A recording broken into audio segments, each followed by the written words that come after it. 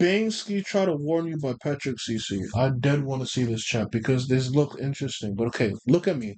I'm tired, okay? I'm actually tired. Look at my eyes. Like, I'm actually tired.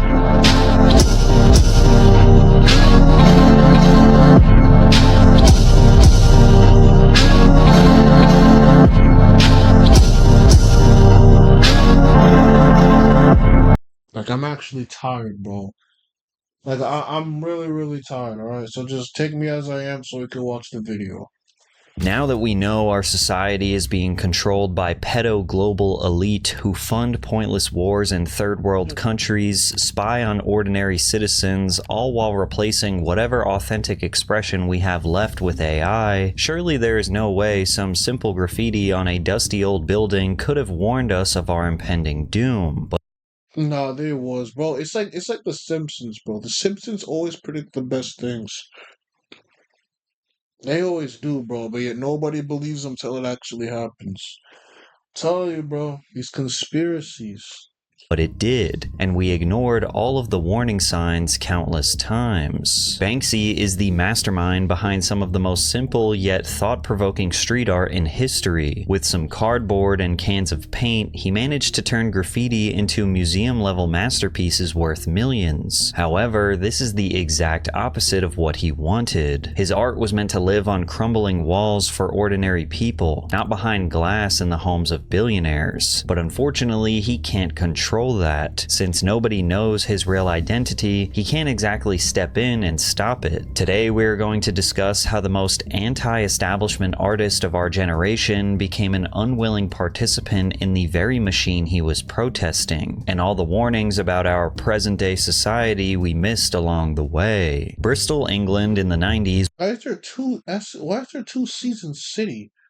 Oh no, it's not City, it's CCTV. Okay, got you. Got it. Okay, I got it. Okay, I got it. Our present-day society we missed along the way. Bristol, England in the 90s was the perfect place for aspiring street artists like Banksy trying to find their own signature style. It acted as a massive illegal gallery where you couldn't turn a corner without spotting tags and murals. Imagine a city where graffiti wasn't illegal, a city where everybody could draw whatever they liked, where every street was awash with a million colors and little phrases, where standing at a bus stop was never boring, a city that felt like a party where everyone was invited, not just the estate agents and barons of big business. Imagine a city like that, and stop leaning against the wall. It's wet. Fans believe this is where Banksy started out with the name Slick, while experimenting with freehand. He would roam the streets protecting his identity and running with the Drybreads crew with two other artists named Kato and Tess. But as time went on, his work became a lot more confident and politically motivated. In 1999, Banksy and other artists watched as Bristol was facing another wave of police crackdowns in response to a rise in the underground rave scene. These people look drunk, bro. What are they doing? They just like, jeez, bro. To the average young Bristol citizen, sending riot police to deal with non-violent offenders didn't make any sense. After all, raves are founded on a philosophy called PLUR, or peace, love, unity, and respect. And in response, Banksy made his first major mural called The Mild Mild West, where a teddy bear holding a Molotov cocktail defended itself against terrified officers. It was painted over an advertisement and used contrasting colors with black and white stenciling. When asked about the relationship between graffiti and ads, Banksy anonymously wrote, "The people who run our cities don't understand graffiti because they think nothing has the right to exist unless it makes a profit. The people who truly deface our neighborhoods are the companies that scrawl giant slogans across buildings and buses trying to make us feel inadequate unless we buy their stuff. Any advertisement in public space that gives you no choice whether you see it or not is yours. It belongs to you. It's yours to take, rearrange, and reuse. Asking for permission is like asking to keep a rock someone just threw at your head." While art is technically up to the viewer to interpret what it means, many of Banksy's works like MMW were just meant to be raw and obvious. He felt that our minds were being hijacked to encourage overconsumption, embrace authority, and that we were being conditioned to accept crimes against humanity under a false flag of peace, especially when it came to government abuse and physical violence against those who didn't deserve it. By the year 2000, Banksy wasn't wasn't an unknown artist anymore, but his real identity was still a mystery. He seemed to enjoy the satirical edge to his creations, where he'd paint harmless characters like clowns or monkeys as a lethal threat. But he was also getting more attention for his darker work, like Bomb Love or Bomb Hugger, which was a stencil of a girl hugging an atomic weapon like it was a teddy bear, bringing attention to how young children were being taught to normalize global warfare. As his work evolved, Banksy admitted he drew inspiration from other artists in the Bristol underground like Inky and Nick Walker. He also made it clear that the value in street art was that it was for everyone, and he did not identify with the traditional art world. "I'm not a part of that scene. I never went to art college, and I'm not from a family of artistic people. I never even had the connections to be a part of the art world. You've got to be fine about it and not bitter and twisted, but I use it to my advantage and operate on a different level. Like if you put up a stencil, more people will see that as opposed to a painting in a gallery and it costs nothing to see." In Facts. That's facts. So it was literally supposed to be like a hidden sign. Okay, got you, got you, got you. 2002, Banksy painted something that would become one of his masterpieces, called Girl with a Balloon, in South Bank, London, next to the chalk-written words, "There is always hope." The message appeared to be that the loss of love and hope is a part of life, but present circumstances have forced it out of young people's hands too soon. It was something Banksy felt that everyone needed to see, which is why he painted it on a public building and not put it in a gallery. However, exclusive galleries didn't prevent Banksy and other street artists from launching their own exhibitions. His first notable exhibit came in 2003 called Turf War, which stood as a satirical commentary on how governments rewrite or rebrand history to suit their needs for authority. He painted live cows with non-toxic solutions, suspended English cops from the ceiling as smiling angels, and placed Winston Churchill at the center as a punk with a green mohawk. It was a cleaner version of something he had done before with Vladimir Lenin to show how politicians' messaging almost never fits what they are secretly doing behind the scenes to gain power. It's also ironic that Banksy is depicting these politicians as punks because, as we all know, they mostly refer to graffiti artists or loiterers or just young kids as punks up to no good, when in reality, they're the punks up to no good. But in an effort to warn others and make a statement, Banksy was taking more and more risks. The Turf War exhibition was enough to attract local media, and it was the first time people caught a glimpse of who he might be behind the mask. This guy's because you can't. Is this supposed to be the Banksy guy? Probably got. I'm not sure. He probably got like. I don't know. I don't know. I lost my train of thought, game.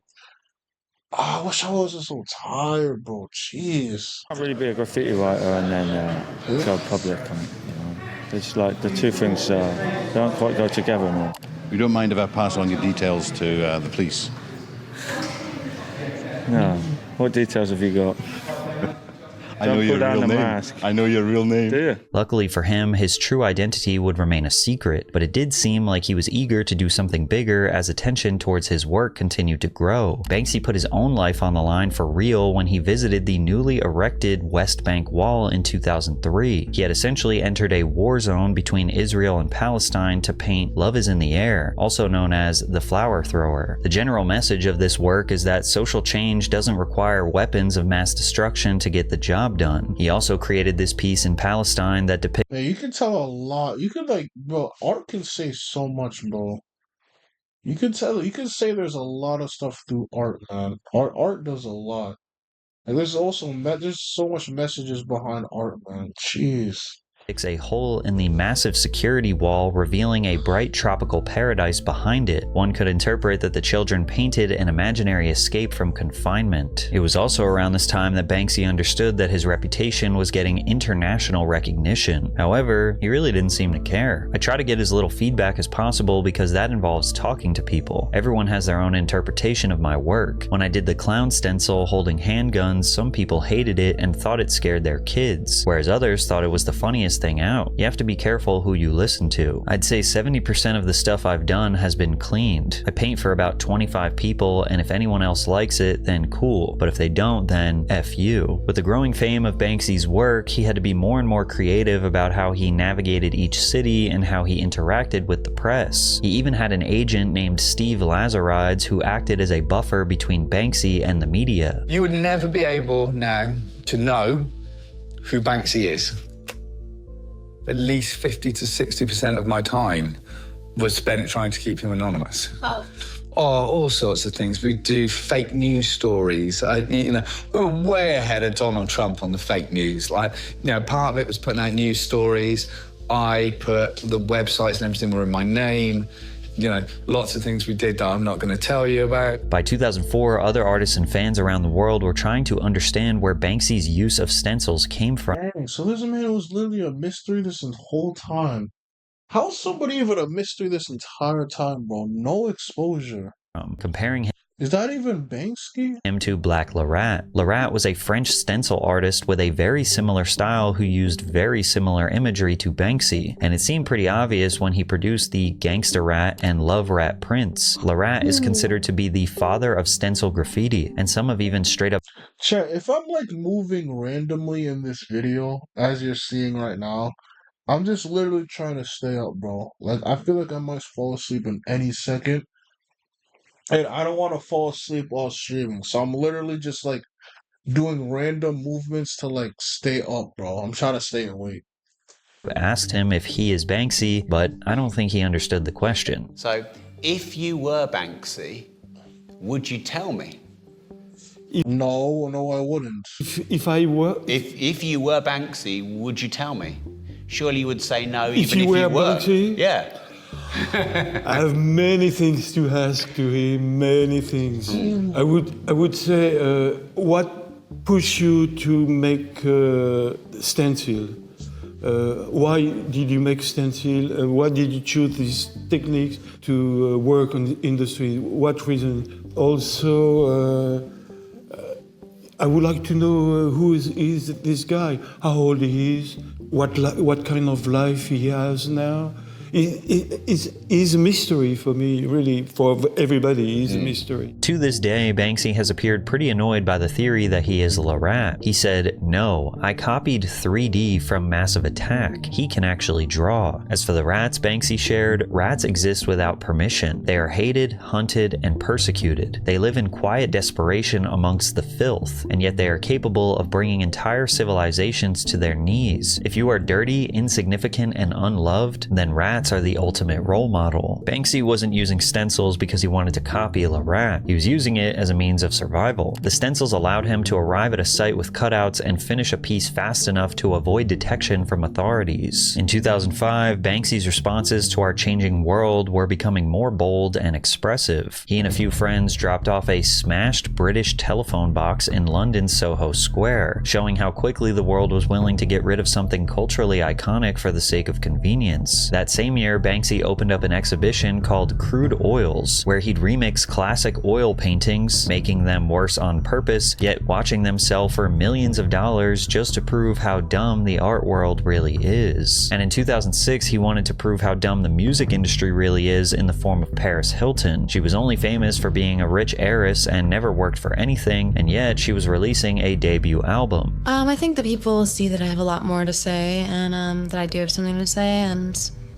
this is just what I was meant to do. And in response, Banksy replaced 500 actual copies of Hilton's album in UK record stores. His cover was only a little bit different than the actual cover, with his version showing her breast exposed and highlighting key tracks as "Why Am I Famous?", "What Have I Done?" and "What Am I For?". This statement was pretty genius, considering anyone who actually bought a Paris Hilton album probably couldn't tell the difference between his cover and her cover. And he was way ahead of his time, because here we are 20 years later and we are still letting anyone become famous for literally no reason at all. Another modern day problem that Banksy... That's true. Banks out here predicting the future, man. Jeez. Tried to warn us countless times 2 decades ago was the world's growing obsession with surveillance. By using closed circuit television... Yeah, bro, you'll be watched every 2 seconds.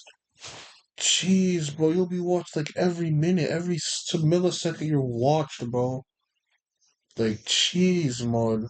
or CCTV, which would end up inspiring one of the most famous stencils he ever made. The piece next to an actual government camera was titled "One Nation Under CCTV," and it was meant to highlight how the government was conditioning young people to become comfortable with being watched and controlled behind the scenes. To Banksy, surveillance would continue to breed more and more surveillance. Back then, people were mostly worried about government cameras on buildings, but today it's 1,000 times worse. 1,000 times worse.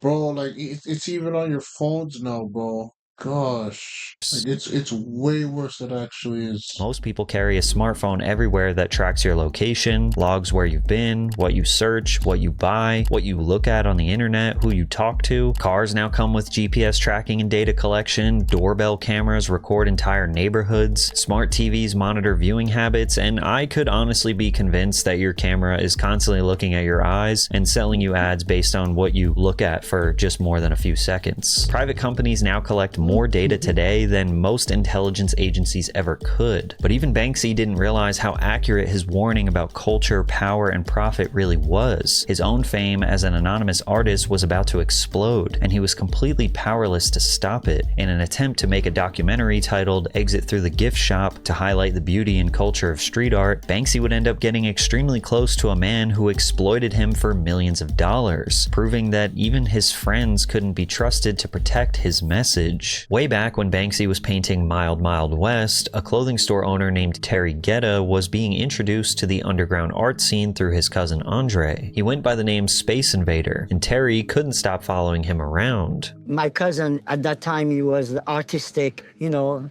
He was putting mosaic together and trying to do the game of Space Invaders, recreating the character kind of way. So I filmed him.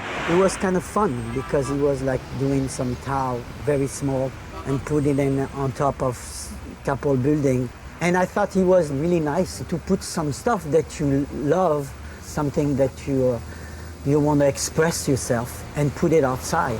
And people can see it. Before he knew it, Terry was working at his Los Angeles apparel shop by day and following anonymous street artists by night. He enjoyed the thrill of possibly getting caught and filming the artist's process in a way that nobody had managed to do before, and it only escalated when he came into contact with Obey creator Shepard Fairey. Terry was there filming everything that Space Invader was doing, and then of course, once I was with Space Invader, everything I was doing. You should probably put an invader up on Hollywood Boulevard.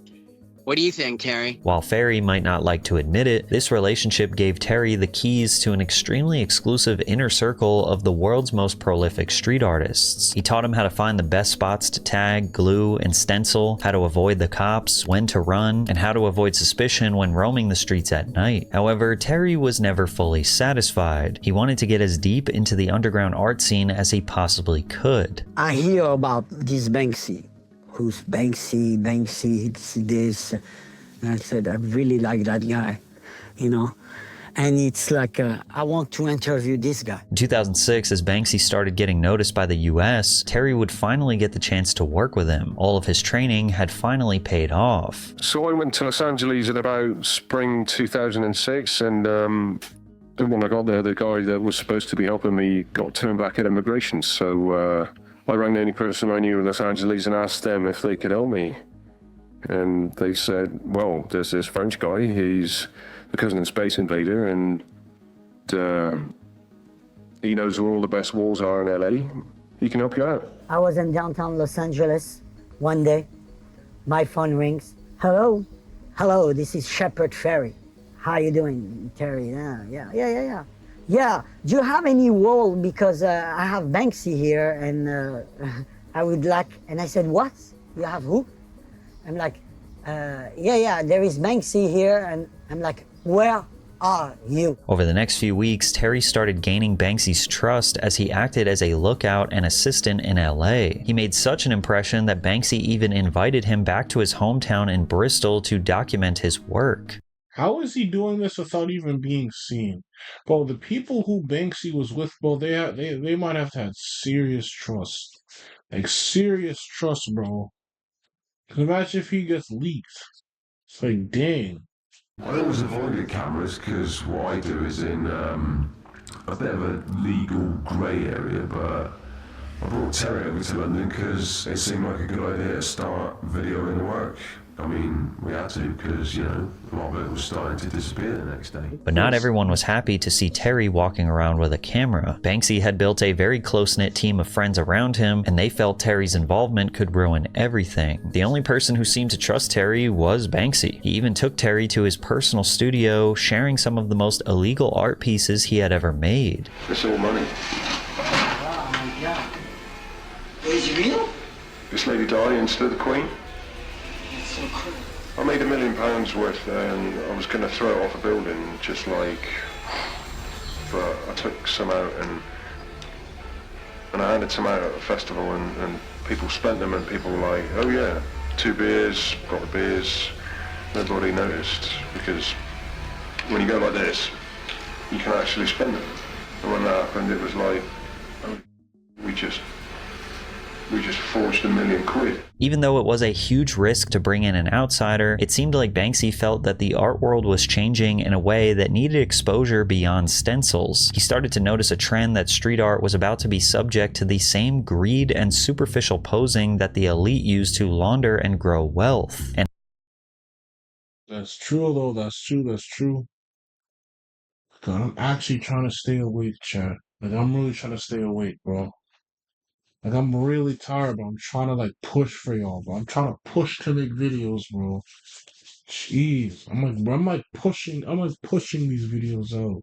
after he opened his US exhibition titled Barely What is that? Ew. Illegal in LA, he turned out to be right. It was a massive undertaking, with a live elephant covered in children's face paint matching the wallpaper in the room. He also shared new prints, criticizing the high-priced merch at music festivals, the military-industrial complex, and made direct jabs at the modern art community for buying paintings at auction and tainting their deeper meaning. It was all in the spirit of something he wrote in a book called Wall and Peace. You owe the companies nothing. You especially don't owe them any courtesy. They have rearranged the world to put themselves in front of you. They never asked for your permission, don't even start asking for theirs. But as Banksy was continuing to share a message that he felt was authentic and deeply necessary, his barely legal exhibit pretty much backfired in a way that terrified him. And came flocking to report on the elephant in the room. I'm Angie Crouch. Coming up at 5:30, animal rights activists are outraged over an art exhibit. As the media continued covering the elephant, with major Hollywood celebrities walking in the background, Banksy suddenly realized that his work had gone from something mostly given away for free into prized pieces to be sold off at auction for tens, if not hundreds of thousands of dollars. And around 2007, That's a lot of money, gang. That's a lot of money, jeez. he finally shared with Terry his vision for all of the footage he had collected over the past year. He wanted Terry to make a film about street artists before the auctions got involved, proving to the world that it was never for the money and fame. So then these famous auction houses, all of a sudden they were selling street art and everything was going a bit crazy and suddenly it all became about the money, but it never was about the money. But Banksy put way too much trust in Terry, and he didn't realize that Terry was never a filmmaker or a specialized photographer. He was just an extremely disorganized guy with a camera. All the tape that I filmed, even if it was good, it was going nowhere. It was going in a box somewhere. Sometimes I don't even write anything. Sometimes I write the year. Sometimes I write nothing. But I would never watch it. Never. According to Banksy, it wasn't until he saw Terry's finished version of the film that he realized he got it all wrong. The original edit was like something made from a drug-fueled maniac for an art class they barely attended. It was at that point I realised that maybe Terry wasn't actually a filmmaker and he was maybe just someone with mental problems who happened to have a camera. After watching, Banksy decided to take the project into his own hands and send Terry off to LA to make his own street art. It was basically a clever way to distract him while Banksy finished editing the documentary on his own. However, Banksy didn't fully understand what he had just done. Terry sold his apparel shop, mortgaged his house, and sold everything he owned to make it big as a street artist under the name Mr. Brainwash, even though he had never made a painting in his life. They come to the market and what they see barcode. They come to the thing, so they leave. He basically sold out. That's basically what he just said, bro. Basically, he sold out, gang. With it, they brainwash. That's why I call myself Mr. Brainwash. It's because everything that I do somewhere brainwash your face. In an effort to make Banksy proud, Terry ended up doing the exact opposite by ripping off other artists' styles and slightly modifying them for the sake of profit. And without knowing Terry's true intentions, he used all of Banksy's connections to get himself rich. Shepard Fairey promoted a massive exhibition for Mr. Brainwash on his website, and Banksy even sent over members of his own team to help with the renovations. While Terry spent all of his time promoting the big event, his new team essentially did everything for him to host a crowd of more than 2,000 people, and when the event was over, he had raked in more than $1 million from people who had fallen for the same marketing Banksy had been preaching against for most of his career. I don't know what it means, Terry's huge success and arrival in the art world. I mean, maybe Terry was a genius all along. Maybe he got a bit lucky. Maybe it means art is a bit of a joke. If Terry can pull it off, then amazing. But, you know, it's kind of, I think the joke is on, I don't know who the joke's on, really. I don't even know if there is a joke. Banksy straight up hijacked a documentary about him to make it about the dude making the documentary. I love it. Exit Through the Gift Shop stands as one of the greatest art documentaries ever made. The decision to make Terry the focus was a stroke of genius, and it went on to receive 24 awards and 31 nominations as an independent film. Banksy celebrated the screening by painting The Cameraman and Flower, which essentially shows a cameraman killing a flower just to film its beauty. Banksy ended up parting his ways with his agent, Steve Lazarides, and setting up a private company called the Pest Control Office. The more he attacked the market for exploiting pieces he felt should be free, the more people used it to turn him into something he wasn't. Lazarides addressed the change, saying, "I never effing wanted to be a gallerist. I never wanted to sell effing paintings. The only reason I did it was to promote a subculture that was being overlooked, and that's gone now. It's got to the stage where the gallery..." So basically, he predicted the whole entire world through art.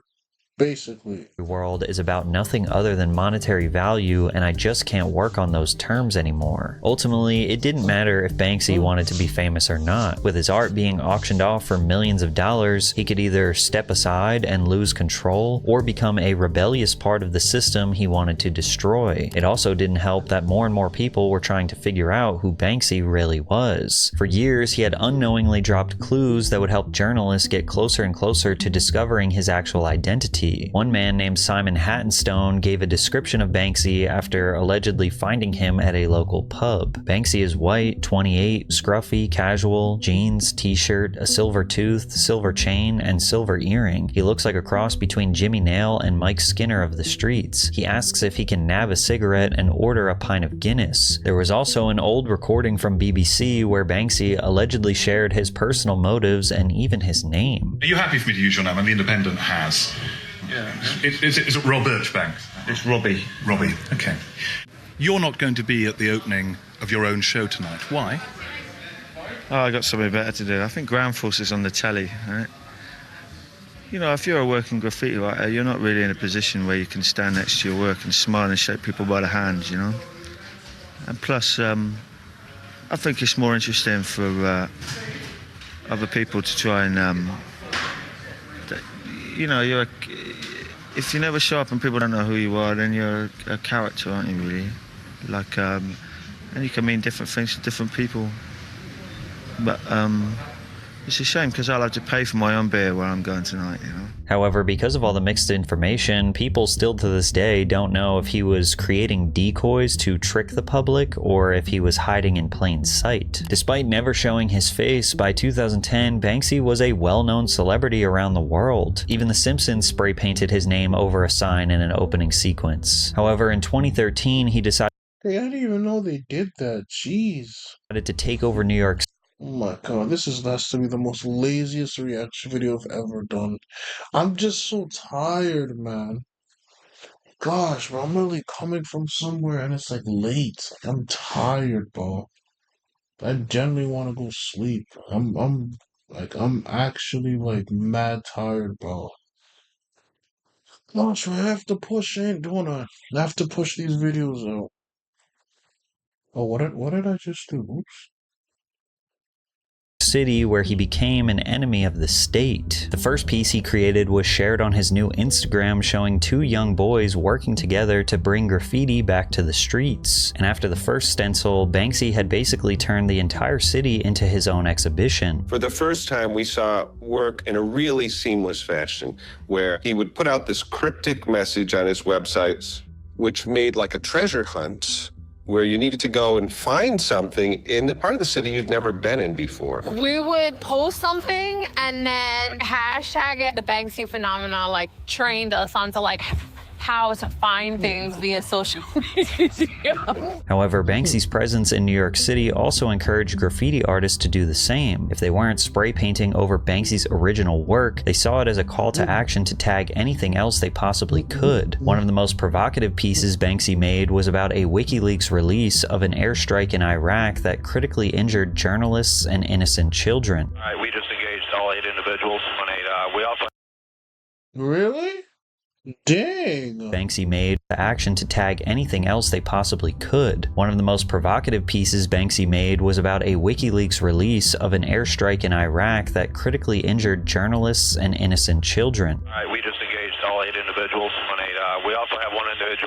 Okay, so Banksy actually predicted this. Jeez, bro. Appears to be wounded, trying to crawl away.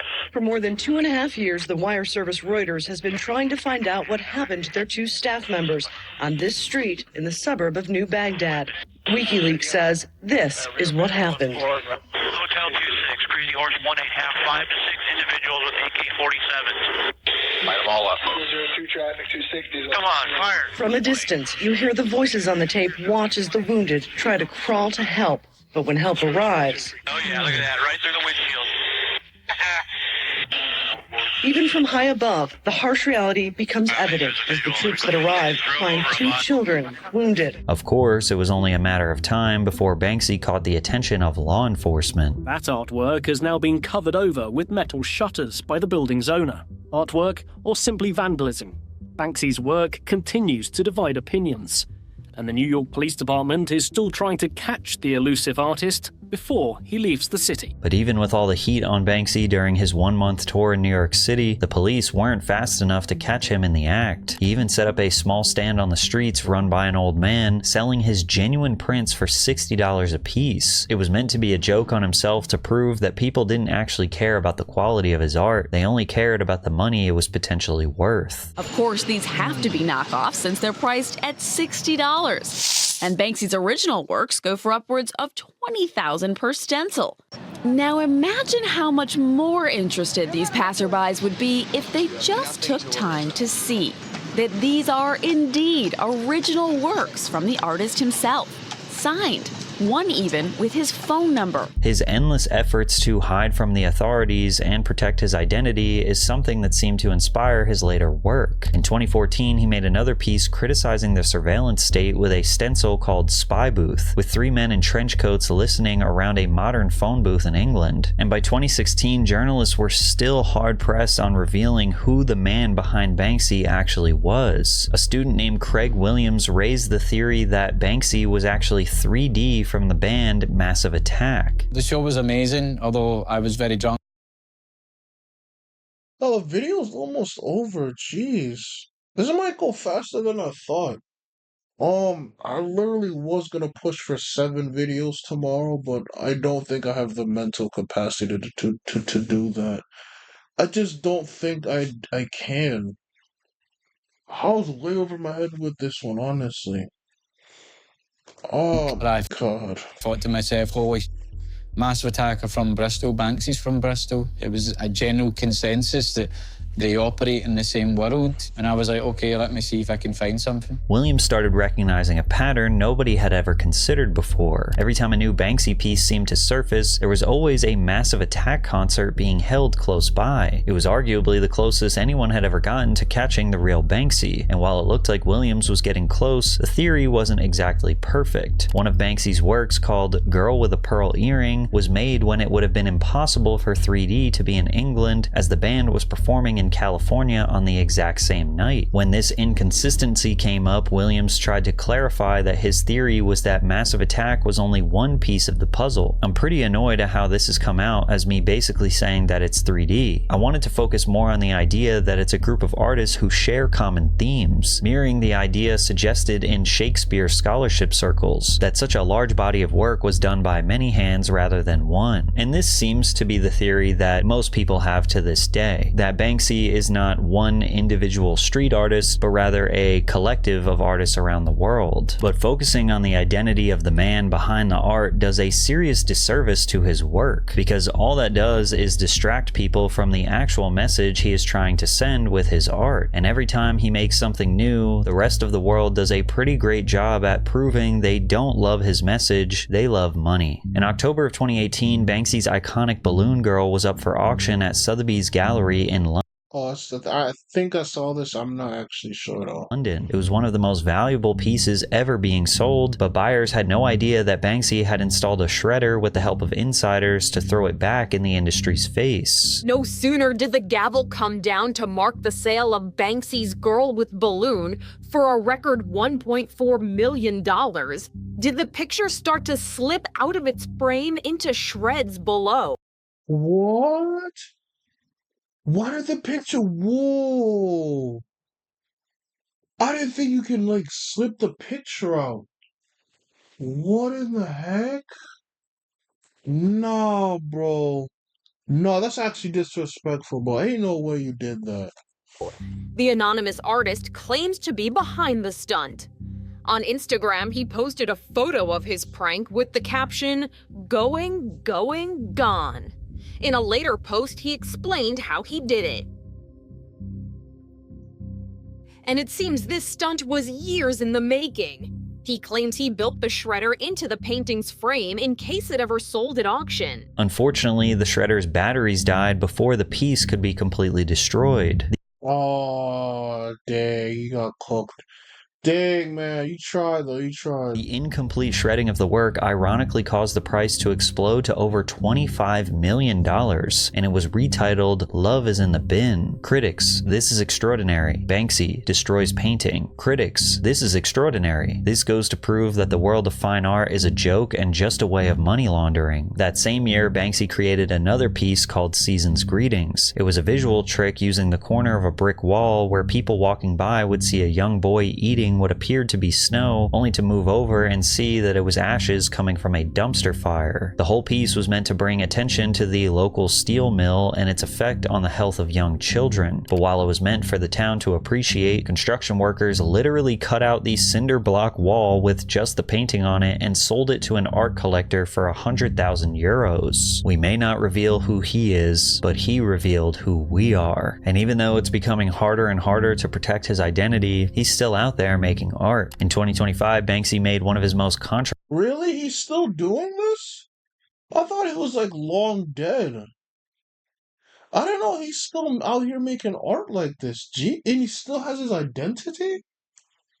Okay, whoa. Controversial prints under a surveillance camera outside the Royal Courts of Justice in England. The image was a lot darker and more brutal than many of his other works, where a judge beats a protester to death with his gavel. But that same year, around Christmas, he released something completely different. This time, the stencil shows children looking up to the sky with hope. Banksy has used children in his work for years. Kids holding balloons, or kids caught between conflict and authority. He uses children because they represent innocence. And more importantly, they represent the future. When you show a child interacting with systems of power, it immediately feels unfair. It strips away complexity. It makes the message clearer. What makes this Christmas stencil stand out is how simple it is. There's no heavy symbolism, no complicated political metaphor, just children looking up, almost wishing for something better. It almost feels like there's nothing left for Banksy to say. After years of warnings about surveillance, war, greed, and corruption, what's left? Maybe just hope. Hope that the next generation will do something better with the world than what we are leaving them. These profound warnings feel oddly similar to the legendary George Carlin, who used humor to warn us about the exact society we are living in today.